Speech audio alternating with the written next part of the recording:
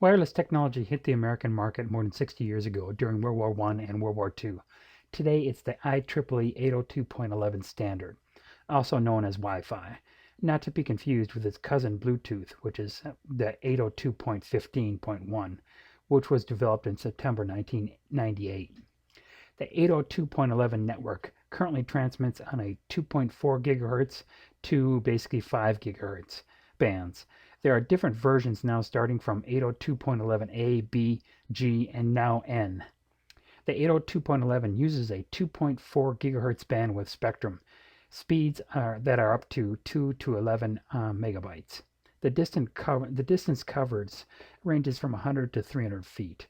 The 802.11 platform, which was developed quickly and includes the Wireless Equivalency Privacy, or WEP, algorithm to encrypt data, has numerous cracks in its security structure, making it a hacker's dream. Footprinting. Wireless networks, or access points, we'll call them APs, are some of the easiest targets to footprint. There is a lot of sophisticated tools on the market now that one can use with a multi-band, high-powered antenna to help you create a fingerprint of the wireless network in your area. If you ever heard the term war driving, it simply means driving around your town with your new antenna and laptop looking for wireless devices, particularly AP broadcast signals. Some of the ones here in Minneapolis where I'm located we used to find them basically in downtown Minneapolis and chalk the number on the side of the building that hackers found out. Antennas. Here are some of your basic antennas you can use. There are three types of antennas that one can use for finding wireless networks: the directional, the multi-directional, and the omnidirectional. The omnidirectional antennas. These are the most effective ones for war driving. How to distinguish a good antenna from a bad one? The wireless term gain describes the energy of a directionally focused antenna. Realize that all transceivers antennas have gain in at least two directions: the directions they are most sending information and the direction they are receiving it. If your goal is to communicate over long distances, you will want a narrow focus, high gain antenna. Yet, if you do not require basically a long link, you may want a wide focus, low gain antenna, an omnidirectional one. Acronyms. Wireless technology acronyms including WEP, SSID, MAC, and IV, and WPA. A wired equivalent privacy, or WEP, is standard derived from the IEEE to provide an open interconnection system, which is the OSI, which I'll talk about later. The Service Set Identifier, or SSID, is used as an identifier to distinguish one access point from another. You can think of it as something similar to a domain name for a wireless network. The Media Access Control, or MAC address, is a unique address that identifies each node of a network. In WLANs, it can be used as a source for client access control. The initialization vector, or IV, of a wired equivalency privacy, or WEP packet is included after the 802.11 header and is used in combination with a shared secret key to encrypt the packet data. The Wi-Fi Protection Access, or WPA, a Wi-Fi standard that was designed to improve upon the security features of the WEP.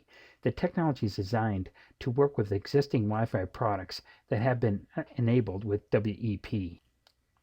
WEP. The WEP is a standard derived by the IEEE to provide an OSI Layer 2 protection schema for the 802.11 wireless network. The goal of the WEP is not to completely secure the network, but rather to protect the data from others passively and unknowingly eavesdropping on your wireless network. Many people mistake the WEP algorithm for a security solution that encompasses secure authentication and encryption, a goal that the 802.11 standard did not intend to address. The WEP algorithm relies on a secret key that is shared between the AP and the client node, most commonly a wireless card on a laptop. The WEP then uses that shared secret encryption to encrypt all data between the nodes. The common misconception is that the WEP provides network authentication via the use of the shared secret key, basically. If a WLAN is enforcing the WP, then any party that does not obtain that shared secret may not join the network. Therefore, the network is thought to be secure. The WEP algorithm does not encrypt the 802.11 header, nor does it encrypt the initialization vector, IV, or ID portions of the packet, which is on the right side here. I'll show you a bigger picture of that later. The SNAP stands for Subnetwork Attachment Point and is part of the LLC 802 standard. And here's a bigger picture of the OSI. As you can see, basically, I have circled the main parts of the initialization vector. This is one of the key points you should go after if you're trying to hack the wireless network. The SSID, the service set identifier, the SSID, is used as an identifier to distinguish one access point from another. You can think of it as something similar to a domain name for a wireless network. It's a 32-bit character unique identifier attached to the header of the packet sent over a Wi-Fi network that acts as a password when a mobile device tries to connect to the basic service set, or BSS. The SSID differentiates one WAN network from another, or Wi-Fi network from another. So all access points and all devices attempting to connect to a specific WLAN must use the same SSID. A device will not permit you to join the BSS unless it can provide the unique SSID allocation. Because an SSID can be sniffed in plain text from a packet, it does not supply any security to the network. MAC access control. The media access control, or MAC address, is a unique address that identifies each node of a network. In WLANs, it can be used as a source for client access control. It's a hardware address that uniquely identifies each node of a network. The IEEE 802 networks, the data link control, or the DLC layer of an OSI reference model, is divided into sub-layers, basically the logic link control, or LLC layer, and the media access control, MAC layer. The MAC layer interfaces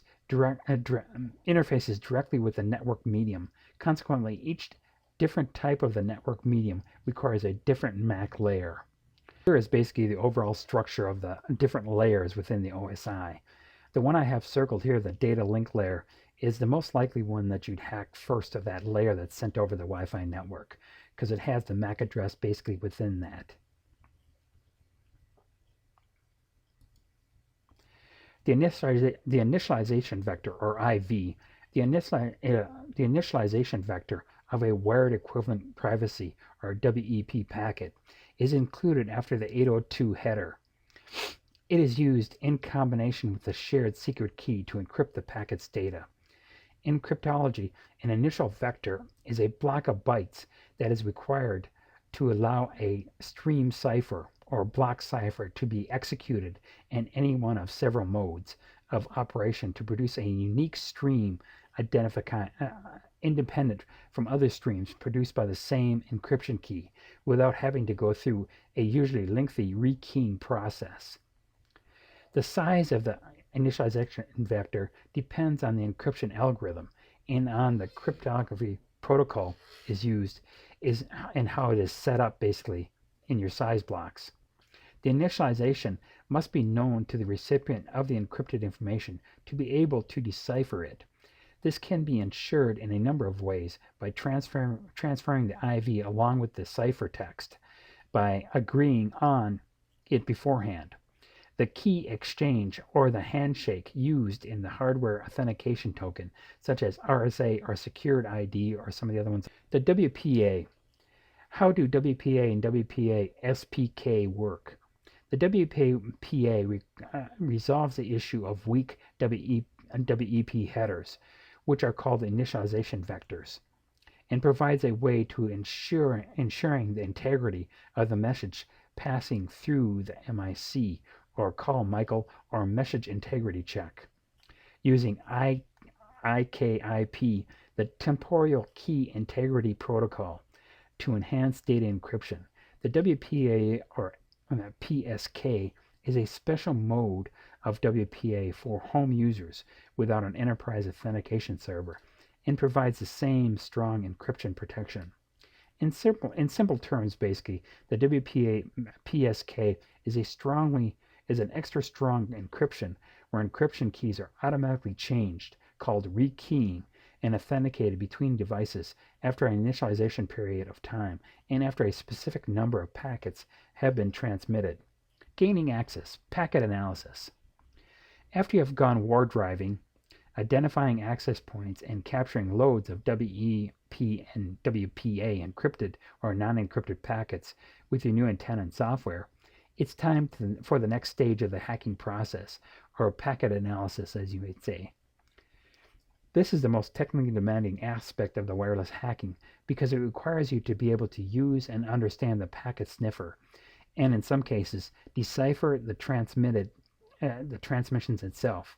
Initially, the signals, most importantly, pieces of data you should have about your identified access points is its SSID. So one of the key things you're looking for is the SSID. After you've gained the SSID, the next goal is to determine and classify the types of data you sniffed off the WLAN network or the wireless network. The data can be logically divided by access point and then further subdivided by AP client. Gaining access.